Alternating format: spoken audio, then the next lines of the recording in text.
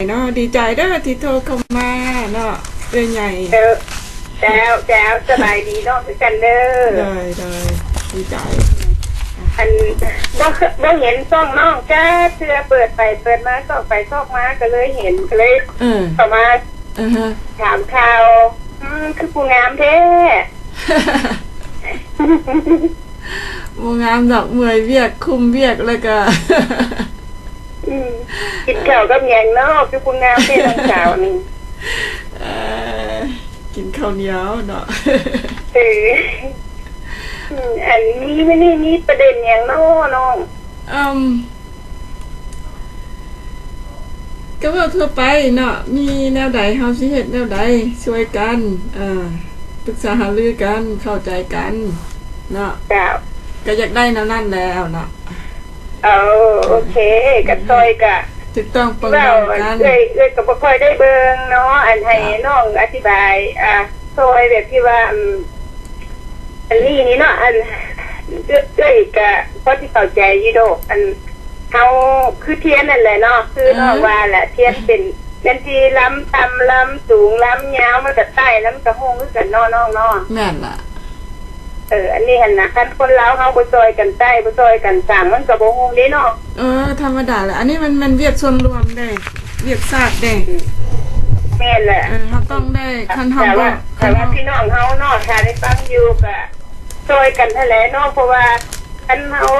ตั้งเตาบนใดมันก็เปลืองอันบนหันน้องๆกะรายจ่ายแม่นล่ะก็ซอยกันแน่นอนได้ตั้งเป็นกลุ่มเป็นก้อนกันขึ้นมาแล้วได้เนาะแม่นบ่เฮาได้ตั้งขึ้นมาแล้วการเฮาตั้งขึ้นมาใหม่บ่แม่นง่ายตั้งขึ้นมาใหม่ได้แต่ว่าเฮาได้อันนั้นไปต่อไปฮอดปี1ผ่านไปแล้วมันก็เป็นการรีนิวมันก็ยังใครหั่นน่ะ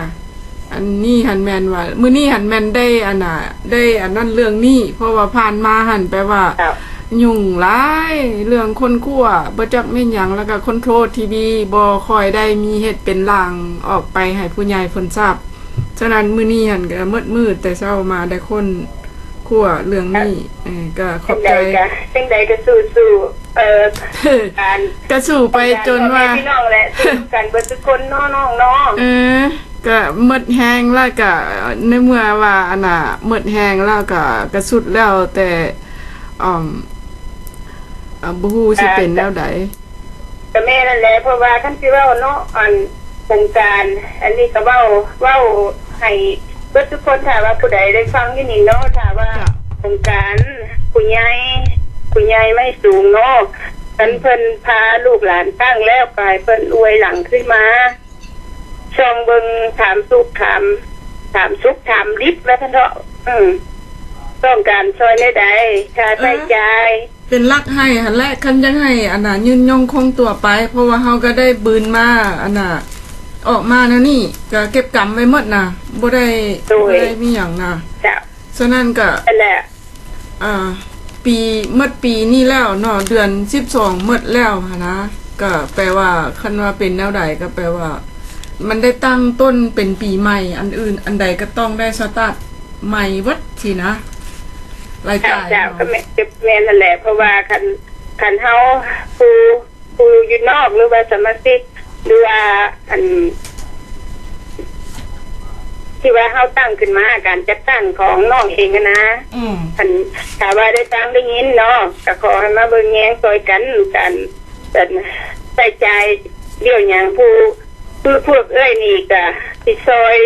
สปอร์ตไปเพราะว่าบ่เคยได้บ่ได้เห็นนะเพราะว่าบ่ได้เข้าบอกมาริมากก็เลยบ่ค่อยได้เห็นมื้อนี้ก็เลยว่าบิดไปบิดมาบิดไปเชิดไปเชิดมามันแม่นยังอันนี้ก็เลยว่าเปิดไปเปิดมาก็เลยมาเห็นแล้วก็สนใจนะเจ้าอันบัดนี้เนาะคันได้ยินว่ามีฟอร์มมีหยังบ่เขียนเป็นซื้ออย่างไปให้ทนายบอกแม่นแหละน้องตายมึงแม่2มื้อนี้แล้วน้องยุ่งนำอันนี้มื้ออื่นน้องสิฝากให้แต่เช้าเพราะว่าอยากได้เพราะว่าน้องสิฝากให้แต่เช้าเพราะว่าเพิ่นสิปิดแล้วน้องต้องเที่ยวฝากให้เพราะว่า เว้าน้ำลายสายเพิ่นโทรเข้ามาเมื่อวานนี้คือกันแล้วมื้อนี้คือกันแล้วมีพ่อแม่พี่น้องพ่อมงแดอยู่ทางโคโลราโดเพิ่นก็ติดต่อเข้ามายังกำลังหลายคนยังกำลังเริ่มต้นสนใจเนี่ยอันนี้นะเพราะว่าหาก็บางท่านก็หาก็สิได้คนพบในนี่ก็มีเพราะว่าเพิ่นก็หลายแนวเฮ็ดเป็นลาบไปการหรือว่าหลายแนวเฮ็ดเพิ่นสิน่ะ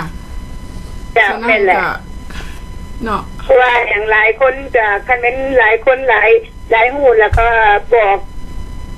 ต่อกันไปนี่อาจสิคนก็สิได้ยินหลายก็สิบางเทื่อก็สิได้หลายเพิ่มขึ้นมานะเนาะแม่นบ่แม่นแต่ว่าช่วงหลังนี่น้องบ่ค่อยได้มานั่งอยู่จอทีวีเพราะว่าคนคั่วข้อมูลมีหยังได้ให้ทางการเพิ่นฉะนั้นก็เมื่อยหลายเมื่อยหลายเข้าใจเพราะว่าถามว่าคันแม่นมื้อใดที่ว่ารายการเฮามีคนโทรเข้ามาเว้าสนใจดีๆแล้วก็น้องก็เอารีแวนออกแล้วพระเจ้าฟังแล้วเขาจะเข้าใจว่านี่หยังแล้วเขาจะฟังในด้านการต่อสู้นี่มันเดี๋ยวนี้ทนายความยังดำเนินให้หมดซุแนวเจ้าโอ้ดีนั่นล่ะเพิ่นบ้านเมืองเฮามันสิได้แก้ไขเนาะน้องเนาะนั่นล่ะเพราะว่าเฮาสู้ในด้านกฎหมายเฮามีทนายความเฮ็ดให้หมดฉะนั้นวางหลังนี่บ่จักว่าหัวหน้าแล้วก็ทั้งคณะเพิ่นแม่นลุมใส่เรื่องนี้ว่าซั่นต่อไปแล้วเรื่องนี้ต่างประเทศสำหรับพวกอยู่เพื่อภายในประเทศพุ่นแม่นแล้วไปแต่ว่ามันก็มีเรื่องอื่นซ่อนเข้ามาอีกให้ได้ตั้งต้นเฮ็ดเพิ่มขึ้นมาอีกสินะมันก็เลยว่ายังบ่ได้อยู่บ่ยุ่งยากการบ้านการเมืองนี่บ่แม่น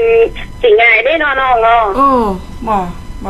ต้องได้ช่วยกันอย่างขยันขันแข็งเอาใจใส่เด้น้องๆเนาะคันได้เฮ็ดแบบนี้มันต้องได้เฮ็ดแท้เฮ็ดหวานน่ะแม่นได้เฮ็ดแท้เฮ็ดแม่นอันนี้นะถ้าว่าเฮาเฮ็ดด้วยใจจริงคนอื่นบ่เห็นเทวดาเพิ่นก็เห็นดอกน้องจังได๋ก็เอาใจช่วยเด้อโอ้ยสาธุช่วยให้สิ่งศักดิ์สิทธิ์จงปกปักรักษาเบิ่งแยงครอบครัวของน้องและก็ทุกๆคนฟังอยู่ในเดี๋ยวนี้ก็ขอให้เพิ่นจงมีสุขภาพแข็งแรงปีใหม่สิมาฮอดแล้วอะไรก็ตั้งจิตตั้งใจให้เฮ็ดใจดีๆใจเย็นๆสู่เสือเด้อน้องเด้อจะสิพยายามจนสุดความสามารถยังไงเจ้าอดทนยิ้มไว้สู้ๆเอาขอบใจเด้อบายขอบใจหลายๆเลยมื้ออื่นนั่งส่งฟอร์มให้เนาะจ้ะขอบใจบ๊ายบายอันยังเพิ่นโทรมาเนาะปกติแล้วเพิ่นประจำอยู่ช่องเราโอเวอร์ซีเนาะเพิ่นสอบหาบ่เห็นไปฟังต่อขอบใจมื้ออื่นเขาน้อยจังคอยสิออกรายการมื้ออื่นนี่มันมื้อนี้เวียกหันแล้วล่ะมื้ออื่นสิออกรายการเนาะตอนบ่ายๆเนาะขอบใจนำทุกท่านที่ว่าโทรเข้ามาทางไลน์สำหรับมื้อนี้แล้วก็มื้อวานนี่ก็หลายสายโทรเข้ามาหาเนาะกำลังเฮ็ดหลายอันหลายแนวเนาะฉะนั้นก็บ่ค่อยมีเวลามานั่งนั่งลมอยู่ทีวีขออภัยหลายๆเนาะก็หวังว่าสิค่อยพิจารณาแก้ไขปัญหาไปขอบใจนะสิเอาออก YouTube ขอบใจนำทุกท่านที่ได้ติดตามเนาะแล้วก็พยายามส่องหาเนาะส่องทีวีเนาะบางคนก็ไปตีไว้อยู่ทางYouTube เพราะว่าบ่ได้บ่ได้ถ่ายทอดสดไปออกทาง YouTube แล้วเพราะว่าทางYouTube เขาเจ้าหันแม่นมีหลายแนวที่ว่าช่องของเขาน้อยนี่แม่นบ่มีแต่มานั่งเว้าหรือว่ามีหยังได้เอาข่าวเอาหยังมาออกบัดนี้หันมันมีแนวเขาห้าม 2-3 เทื่อแล้วบัดนี้เขาละตัดไว้หั่นนะฉะนั้นนั่นน่ะเอาไปออก YouTube แบบไลฟ์แบบถ่ายทอดสดหันบ่ได้เดี๋ยวนี้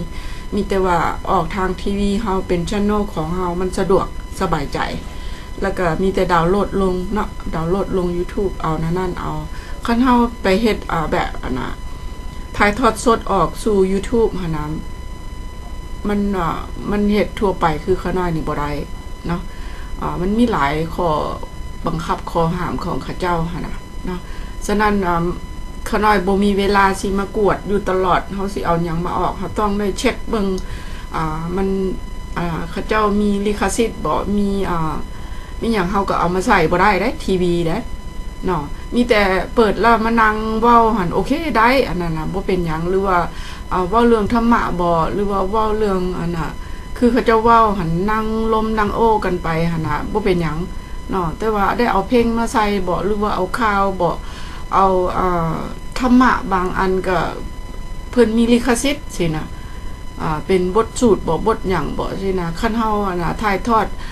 สตรีมออกทางYouTube นี่มีปัญหา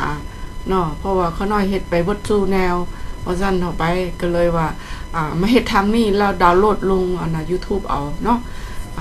คันเฮาเฮ็ดเป็นอาคาวไปว่าเขาเจ้าเช็คเนาะความเว้าก็เขาเจ้าก็เช็คเนาะเฮาสิเว้าแบบอันนั้นให้ผู้อื่นก็บ่แนวคือคนโทรเข้ามาจังซี่แล้วผู้เพิ่นเว้าไปแนวที่ว่าหายแฮงเนาะนี่นะก็ผิดเขาได้เขาบ่ให้เฮาไปไฟกับผู้ใดสังคมใดหรือว่าประเทศใดเนาะอันนี้แม่นบริษัทเพิ่นก็ปกป้องสิทธิมนุษย์คือกันฉะนั้นจึงค่อยว่าบางท่านบ่เข้าใจก็คือสิใจหายเพราะว่าไปเบิ่งอยู่นำคลิกอยู่นำ YouTube มันบ่เป็นถ่ายทอดสดก็เลยว่าช่องของเขาน้อยหายว่าจังซี่ก็เลยว่าบ่แม่นเนาะเป็น channel ของเฮาเองเนาะอยู่ในบอกลูกกู้ไปว่าแอดเข้าลาวนอก w ลาวนอก tv.com คือแนะนำอยู่ใน Facebook ไปว่าเข้าเบิ่งได้เนาะขอบใจเนาะมื้ออื่นสิจัดรายการขอบใจ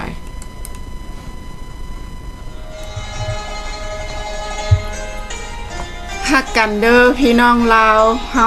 เนาะเกิดเป็นลาวฮักลาวอย่าฟ้อให้เป็นนอแหน่งแพงชาติเกิดบอนกำเนิดแม่นชาติลาวเฮาอย่าถือเบาขอเจ้าจื้อจำเกิดเป็นลาวฮักลาวประเสริฐแรงกำเนิดบอนเกิดชาติตนอย่าว่าคนลาวบ่สลาดว่าเป็นชาติโง่จ้าลาหลังเกิดเป็นลาวอย่าได้ขายชาติต้ององค์อาจ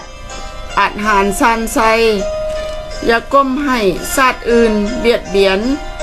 เก็บไปเมียนพวกมันอีกทีกลับไปเมียนพวกมันอีกทีเกิดเป็นลาวนักต่อสู้คืนกอบกู้ชาติและแผ่นดินสุดทวินดินลาวหายากเฮาจำจากแนวขายชาติลาวเกิดเป็นลาวโฮมแหงหักหอบ้านของพอเฮาต้องสั่งแปลงต้องหักแพงบ้านของอีแม่ ให้มันแพร่ลามทั่วโลกลามทั่วโลกาเนาะเพิ่นว่าอันนี้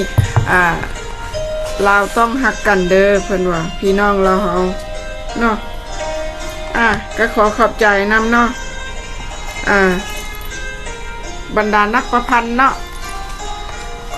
ขอบใจนำทุกท่านที่ประพันธ์เป็นบทกลอนออกมา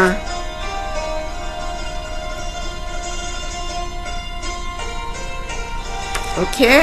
บทนี้ว่าเรื่องนกเขาเนาะว่าเรื่องนกเขา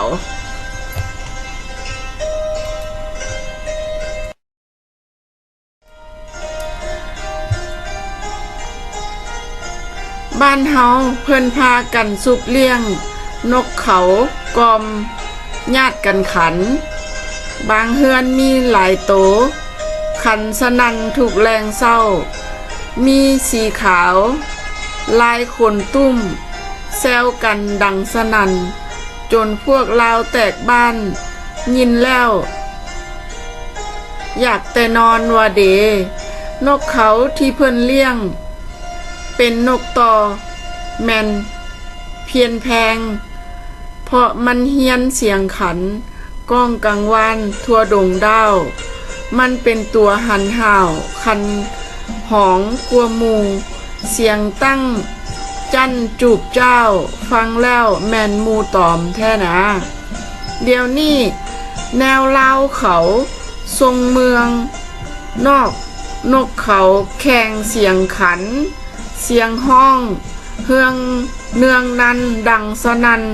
ทั่วทั้งค่ายเสียงดังหวานอินอ้อยยังยายทั่วทวีปนกเขาตอตัวนี้ให้ระวังแท้แน่นอนทานเอ๋ยนกเขามาในแบบเฮืองเหลื่อมกรรมฐานก็มีนกเขามาในนามเฮือนหักจอบจอยความเว้าก็มีเนาะนกเขามาในรูปเจรจาการทูตยามเพิ่นเอ่ยปากต้านวันซ้อยซื่นใจว่านะเนาะเอาแบบนี้เทิงยังใดก็แล้วยังว่านกเขาเนาะมันบ่แม่นนกเฮาเลี้ยงดูพอดีมันเป็นนกเขาแล้วพร้อมทั้งยังเป็นนกต่อความ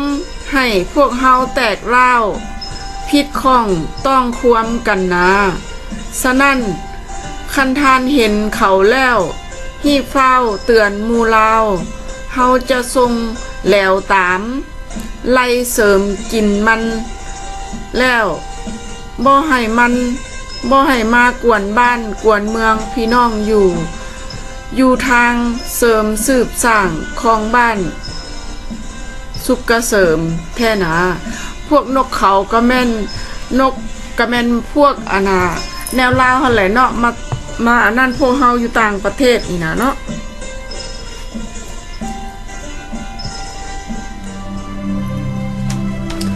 มนุษย์ในโลกนี้คนทำดีและทำชั่วต่างๆเส้นมีน้ำใจเป็นกุศลและอกุศลใจบ่สัตย์ซื่อบ่เที่ยงธรรมใจบาปหยาบซ่าต่างๆนั่นคือ 1. คนบ่นับถือศาสนา 2. ฝนลมบ่ชอบใจก็กล่าวคำหยาบซ่าด่า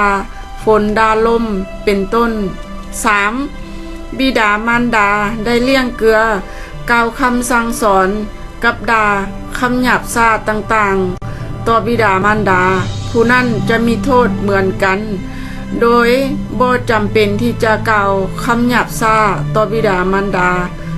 พระคุณแก่เฮา 4. คนใดที่มักกล่าวคำหยาบซ่าด่าป้อยเว้าหลายคนสนิทนี่บ่ควรเอาเป็นตัวอย่างบ่ควรปฏิบัติตาม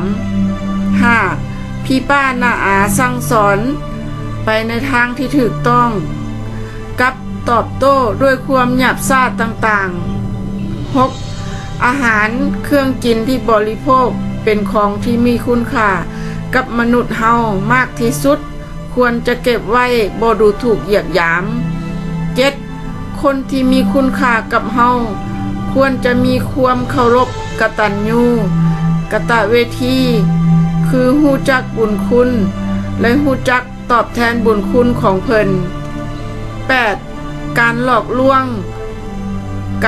การเป็นการบ่ควรกระทำคือพระสั่งสอนเฮา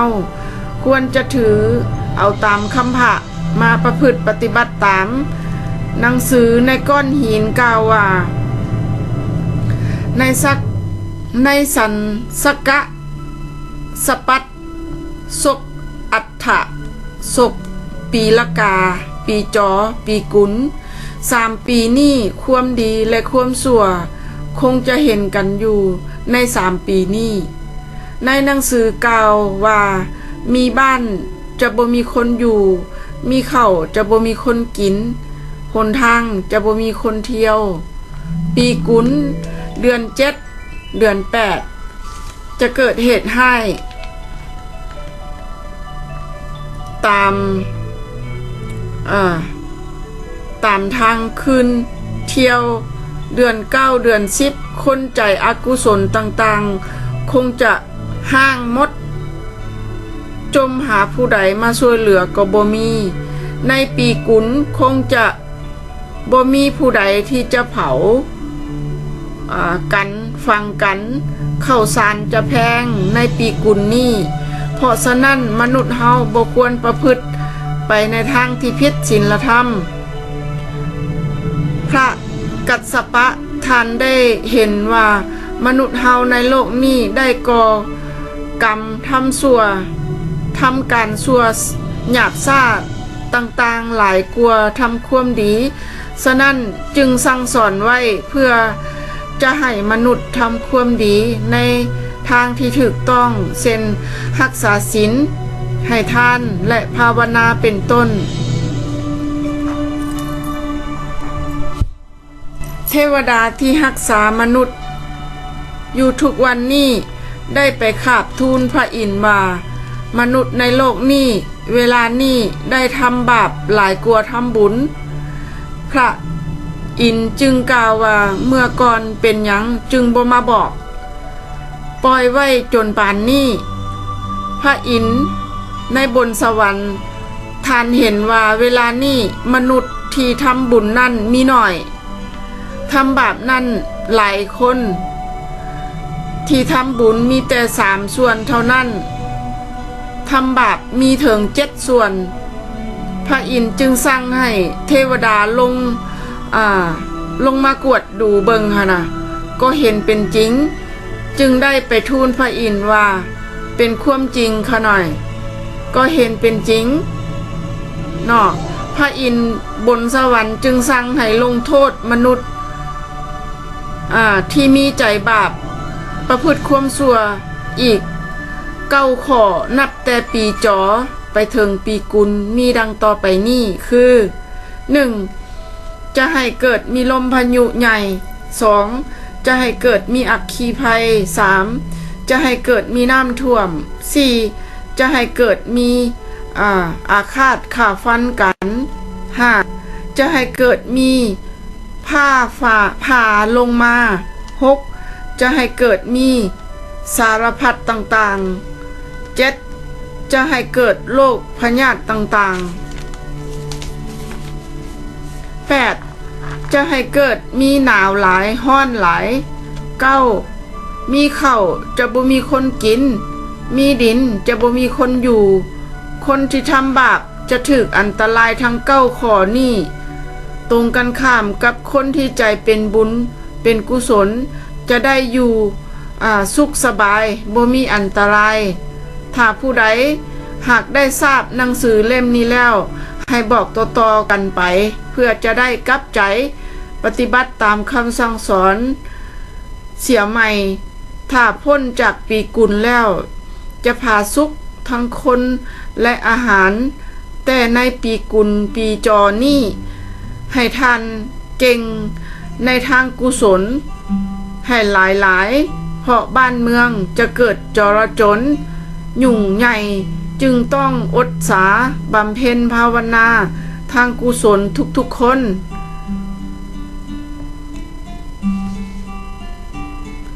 ต่อไปนี้จะกล่าวถึงคนที่เห็นปรากฏมาแล้วในหนังสือเรื่องนี้คือผู้ที่ชื่อว่าหวนเชียงระคนผู้นี้เป็นคนมีศรัทธาวันหนึ่งลาวได้นอนรับเกิดอัศจรรย์ฝันเห็นพญายมกับเท้าจัตุโลกบาลได้นั่งปรึกษากันอยู่ว่าเดือน8ออกใหม่1 คำปีวอกจะไปขอยากับเท้ามหาพรหมเพื่อจะเอาไปโห้ยให้พวกมนุษย์ทั้งหลายได้มีความสุขพอเว้าเท่านั้นแล้วแต่ยังบ่ทันไปขอยาเถื่อกับแลเห็นนกยางขาวตัวหนึ่งคาบเอาหนังสือมาทิ่มต่อหน้าหวนเสียงละในความฝันนั่นว่าได้เอาหนังสือมาอ่านเบิ่งในหนังสือนี่มีเรื่องราวดังจะกล่าวต่อไปนี้แม่ยิงผู้ใดผู้หนึ่งหากมีใจศรัทธา สร้างหนังสือเรื่องนี้แจกใหญ่ให้คนทั้งหลายได้ตั้งแต่20ฉบับขึ้นไปถ้าความเจ็บไข้ได้เกิดขึ้นกับผู้นั้นบ่ต้องกินยาก็หายเองเพราะพอได้หนังสือแล้วก็ตื่นขึ้นมาจึงได้บอกเล่ากับต่อมาและได้ทดลองเบิ่งแล้วว่าได้เห็นความศักดิ์สิทธิ์จริงจึงได้นับถือมาจนบัดนี้และยังมีอีกเรื่องหนึ่งอีกคือ2ที่ทราบ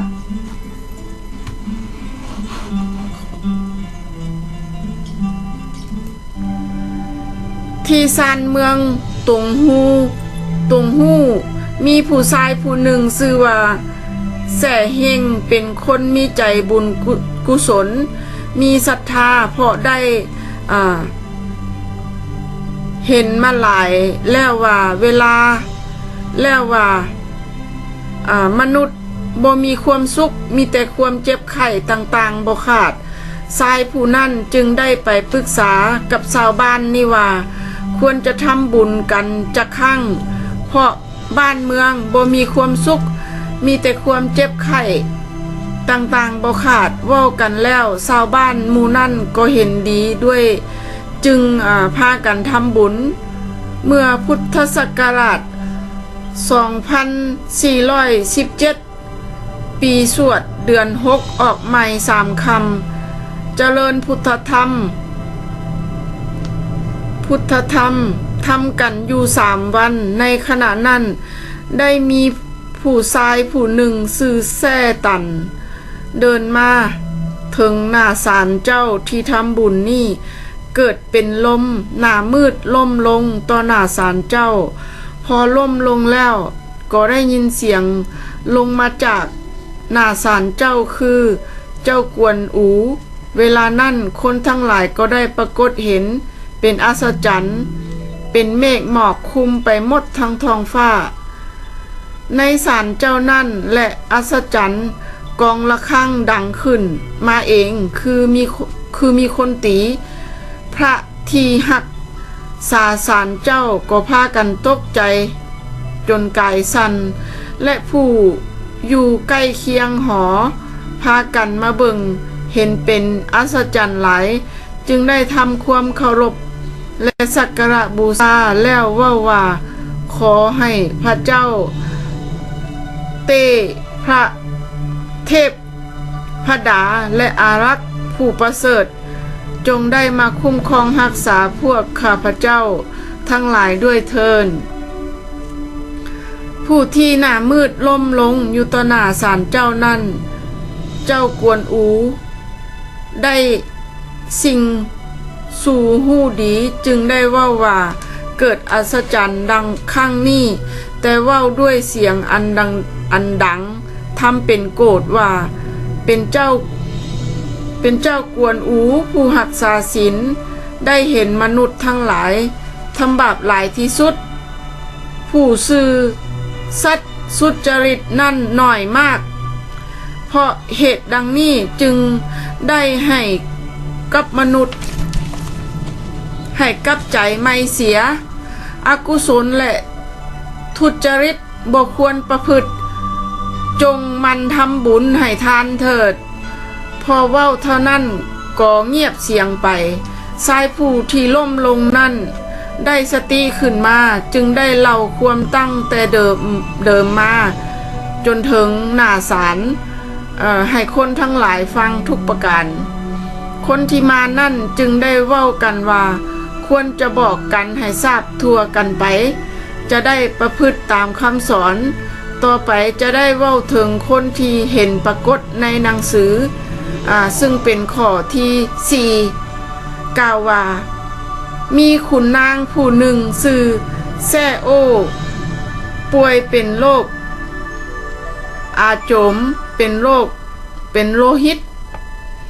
ป่วยเป็นโรคอาโจมเป็นโลหิตหรือว่าทายเป็นเลือดหั่นน่ะรักษาด้วยยาอันใดก็บ่มีแต่สุดโทรมลงไปทุกมือจึงได้บะ เว้าว่าจะสั่งหนังสือเรื่องศาสนาเล่มนี้ให้ได้20ฉบับไว้ให้พระพุทธศาสนาเพื่อจะได้สั่งสอนต่อๆไปเมื่อบะแล้วก็กลับบ้านนับจากวันนั้นมาโลกนั่นก็ทุเลาลงโดยบ่ได้กินยาอย่างเลยเนาะอันนี้คือขน้อยได้อ่านมาเมื่อกี้นี้เนาะฉะนั้นในนามขน้อยผู้หนึ่งเนาะอยู่ได้เฮ็ดทีวีเนาะได้มีโอกาสได้อ่านส่งข่าวหาทุกคนที่ได้เบิ่งอยู่ทีวีส่องเรานอกนี่ก็ขอให้ทราบทั่วถึงกันว่าจงพากันทำแต่ความดีเรื่องขี้ส่อตอและเรื่องความบ่เป็นจริงหาเรื่องใส่ผู้อื่นหรือว่าทุกอย่างแนวบ่ดีแนวบ่มีความจริงบ่มีความเป็นธรรมธรรมทั้งหลายหั่นน่ะบ่ควรทำต้องทำแต่ความดีเนาะอันนี้แม่นเคล็ดเนาะเพิ่นได้หลายๆคนได้ได้บอกต่อๆกันมาฉะนั้นขน้อยเองได้ค้นพบก็เลยว่าเอามาอ่านให้ฟังมื้อนี้ขอมาส่งข่าวให้ทุกคนเนาะพระอินทร์ผู้น่ะเพิ่นได้เฮ็ดลงมาสิ่งต่างๆทั้งเบิดมีปัญหาในโลกนี้หั่นน่ะแม่นมีจริงเนาะมีสิ่งศักดิ์สิทธิ์เบิ่งเฮาเนาะฉะนั้นขอให้ทุกคนหั่นน่ะอยู่ในศีลกินในธรรมเนาะสิ่งใดเป็นสิ่งที่บ่ดีหั่นนะเฮาควรหลีกเว้นจนสุดความสามารถเฮาต้องทำแต่ความดีเนาะฉะนั้นผู้ใดเฮ็ดในสิ่งที่บ่ดีหั่นน่ะแม่นสิถูกตามทุกๆข้อที่ว่าเพิ่นได้สั่งมาแบบนั้นเนาะขอให้ทำแต่ความดีเพิ่นว่าน่ะในช่วงปีกุลต่อปีจอนี่น่ะแปลว่ามหันตภัยต่างๆนอกจากคนที่มีบุญคนเป็นคนบุญจึงคอยสิรอดพวกบ่แม่นคนบุญนี่น่ะขี้ส่อตอแลหาเรื่องหาความใส่ผู้อื่นนี่น่ะสิเป็นนักการเมืองลาวเฮาในปัจจุบันนี่น่ะโดยสดสัดแล้วน่ะกำลังปั้นป่วนใส่กันกำลังญาติชิงกันอยู่นี่น่ะพวกนี่น่ะมันสิมีแนวเป็นไปตามอันนี้บ่สัตว์บ่ซื่อหั่นน่ะมันมีเนาะมันมีเนาะคือข้าพเจ้าได้อ่านไปแล้วในช่วงระยะนี้แม่นเพิ่นได้เอาผู้ที่ว่ามีปัญหาหั่นแล้วเพิ่นได้แจกจ่ายหรือว่าเพิ่นเฮ็ดเป็นปึ้มหัวหนี้หั่นนะออกแจกจ่ายหั่นนะให้คนได้รับได้ทราบอันนี้มันขน้อยไปวัดไปวัดแต่ปีใดบุแหละไปสมโพธิพระละได้อยู่วัดเนาะคนเฮ็ดไปทานฉะนั้นขน้อยเอามาอ่านออกทีวีเนาะเป็นการดีที่สุดอันนี้มันคนที่ว่าเคยได้มีปัญหาเนาะคือผู้หญิงผู้นี้ค่ะน่ะมีปัญหา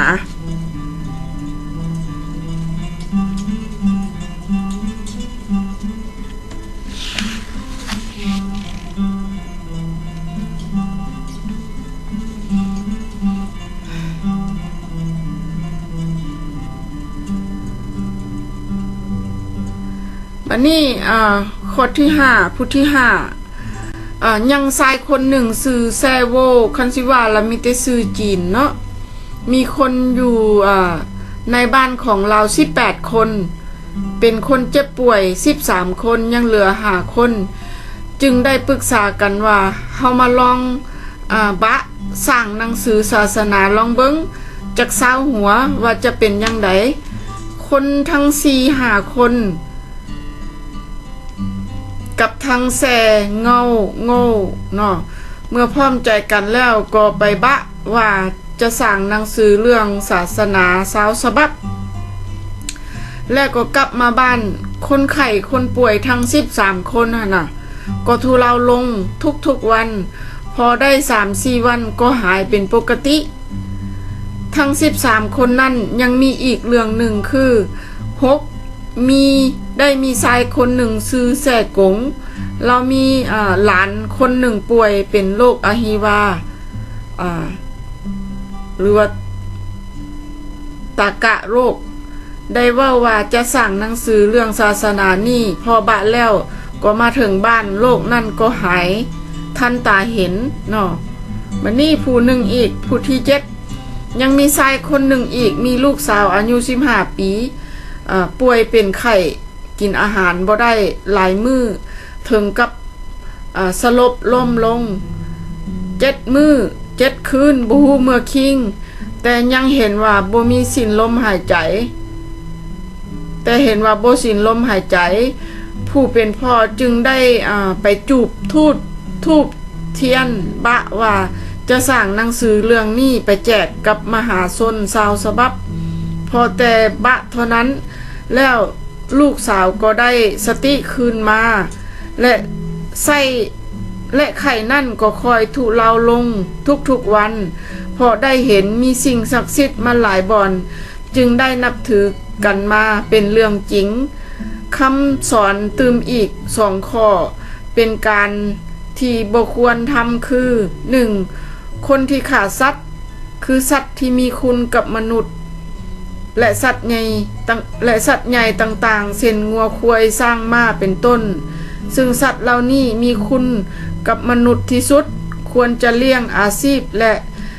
แต่ในทางที่สุดจริตเสมอเมื่อไปพบหน้ากรรมดีก็จะติดเมื่อไปพบหน้ากรรมดีก็จะติดตามไปบ่ให้รับความลำบากทุกขเวทนาต่างๆ 2. การเล่นการพนันต่างๆเช่นไพ่หมากออยหอยเบอหรือลบไก่และกัดปลาเป็นต้นซึ่งเป็นการทรมานสัตว์ซึ่งว่าการพนันแล้วลิ่นกันก็มักบ่ดีบ่มีความสัตย์ซื่อโดยมากคนโง่เขาเบาปัญญาเมื่อถูกหลอกลวงแล้วก็บ่รู้สึกตัวจนถึงกับขายให้ขายหน้าในที่สุดก็ขายตนเองไปบุคคลที่ตนทำชั่วแล้วยังแนะนำให้ผู้อื่นทำตามตนอีกจนได้รับความเดือดร้อนบุคคลเช่นนี้ชื่อว่าคนขวางโลกบุคคลใดหวังให้เพิ่นทุกข์ตนทุกข์หวังให้เพิ่นเดือดร้อนแม่นตนถูกเดือดร้อนหวังให้เพิ่นดับแม่นตนดับหวังให้เพิ่นวายตนจะวายนี่พวกเฮาควรละเว้นบุคคลที่เคยทำความชั่วมาแล้วควรละด้วยสร้างความดีเหมือนกับพระจันทร์ที่พ้นจากเมฆทุกสิ่งทุกอย่างเป็นของบ่เที่ยงแต่ความตายเป็นของเที่ยงผู้สละเท่านั้นที่ทำตนให้เป็นคนมืดมาแล้วกับสว่างไปหรือสว่างมาแล้วสว่างไปเป็นผู้ได้กำไรชีวิตบ่เป็นประมาทเกิดมาเพียงวันเดียวยังดีกว่าบุคคลที่เกิดมาตั้ง100 ปีนี่แหละเอิ้นว่าบัณฑิตที่ฉลาด